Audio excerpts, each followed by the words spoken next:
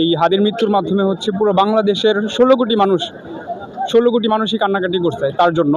আমরা দেখেন কেউই কিন্তু হাদিকে চিনতাম না। আমি নিজে হাদিকে চিনতাম না, জাস্ট কিছু ভিডিও দেখতাম। আমার যমজ ভাই মারা গেছিল আমার জন্মের 3 মাস বয়সে। আমি আসলে আমার যমজ ভাইকে কখনো নিজের চোখে দেখিনি, আমার সেন্সে নাই। বাট হাদি যখন মারা গেছে আমার মনে হচ্ছে আমার আপন ভাই, আমার যমজ ভাই মারা গেছে, এরকম কষ্ট আমি পাইছি।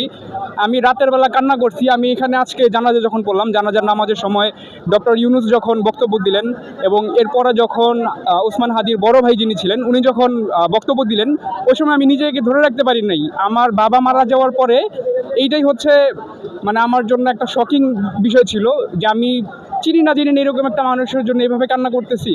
সে আসলে আমাদের জন্য কীরকম মানে আপন হয়ে গেছিল। পুরো 16 কোটি মানুষের জন্য মনে হয় সে একদম মানে আপনের চাইতেও আপন একটা মানুষে পরিণত হয়েছিল। দেখেন আজকে জানাজার নামাজে লক্ষ লক্ষ মানুষ এখানে সমবেত হয়েছিল।